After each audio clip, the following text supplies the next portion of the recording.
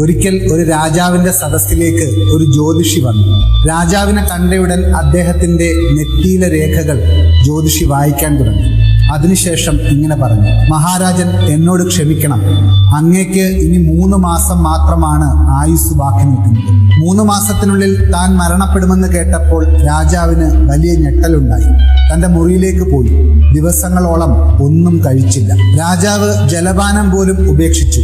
ഇത്ര വലിയ രാജ്യവും സമ്പത്തും അധികാരവും ഒക്കെ ഉണ്ടായിട്ടും വെറും 3 മാസത്തിനുള്ളിൽ താൻ മരണപ്പെടുമെന്ന ചിന്ത അദ്ദേഹത്തെ അലട്ടിത്തുടങ്ങി. അദ്ദേഹത്തിന്റെ രാജ്ഞിമാർ രാജാവിനെ ആശ്വസിപ്പിക്കാൻ ശ്രമിച്ചു. പക്ഷേ അദ്ദേഹം ആരോടും സംസാരിച്ചില്ല. ഭക്ഷണം കഴിക്കാത്തതിനാൽ ശരീരം ക്ഷയിച്ചു തുടങ്ങി. രാജ്ഞിമാർ ആശങ്കപ്പെട്ടു. ഇങ്ങനെ പോയാൽ 3 മാസം കാത്തിരിക്കേണ്ടി വരില്ല. അതിനു മുമ്പ് തന്നെ രാജാവ് മരണപ്പെട്ടു. അവർ തങ്ങളുടെ മഹാമന്ത്രിയെ വിളിച്ചു വരുത്തി. മഹാമന്ത്രി രാജാവിനെ കണ്ട് കാര്യം തിരക്കി. രാജാവ് ഇപ്രകാരം പറഞ്ഞു: എനിക്കിനി 3 മാസം മാത്രമാണ് ആയുസ്. അതിൽ തന്നെ കുറെ ദിവസങ്ങൾ നഷ്ടപ്പെട്ടു കഴിഞ്ഞു. അങ്ങയോട് ആരാണിത് പറഞ്ഞത്? മന്ത്രി തിരക്കി. ഒരു ജ്യോതിഷിയാണ് ഇത് പറഞ്ഞതെന്ന രാജാവിന്റെ മറുപടിയുടെ അടിസ്ഥാനത്തിൽ രാജസൈനികർ അയാളെ ഉടൻ തന്നെ സദസ്സിലെത്തിച്ചു. മഹാമന്ത്രി ജ്യോതിഷിയോട് ചോദിച്ചു: ഈ പ്രവചനം എങ്ങനെ നടത്തി?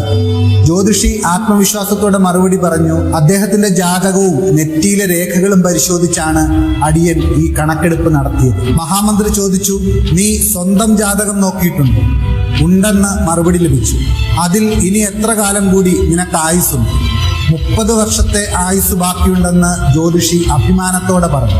ഇത് കേട്ട മഹാമന്ത്രി ഉടൻ തന്നെ തന്റെ വാളെടുത്ത് ജ്യോതിഷിയുടെ ശിരസ് ഛേദിച്ചു.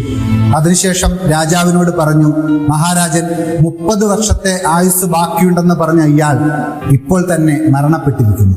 അതിനർത്ഥം അയാളുടെ കണക്ക് തെറ്റാണ്. സ്വന്തം ഭാവി പോലും കൃത്യമായി പ്രവചിക്കാൻ അറിയാത്ത ഇയാളുടെ വാക്കുകേട്ട് അങ്ങെന്തിന് ഭയപ്പെടണം? ഞാൻ എന്നും അങ്ങയോടൊപ്പം ഉണ്ടാകും. മരണം ആദ്യം എന്നെ തേടി വരട്ടെ. ഈ വാക്കുകൾ രാജാവിന്റെ മനസ്സിലെ ഭയം നീക്കി. അദ്ദേഹം സാധാരണ ജീവിതത്തിലേക്ക് മടങ്ങി വന്നു. ആരോഗ്യം വീണ്ടെടുത്ത് ഏറെ നാൾ സന്തോഷത്തോടെ ജീവിച്ചു. ജ്യോതിഷം ഒരു ശാസ്ത്രമായി കാണാവുന്നതാണ്. എന്നാൽ ഭയം വിൽക്കുന്നത് തെറ്റാണ്. പ്രശ്നമുണ്ടെങ്കിൽ അതിന് പരിഹാരം കാണിച്ചു കൊടുക്കുകയാണ് വേണ്ടത്, അല്ലാതെ മനുഷ്യരെ ഭയപ്പെടുത്തരുത്. കാലങ്ങളായി പലരും ഭയം സൃഷ്ടിച്ചാണ് ആളുകളെ നിയന്ത്രിക്കുന്നത്. അത്തരക്കാരിൽ നിന്ന് അകന്നു നിൽക്കാം. ഭയമല്ല, ബോധവൽക്കരണമാണ് വേണ്ടത്.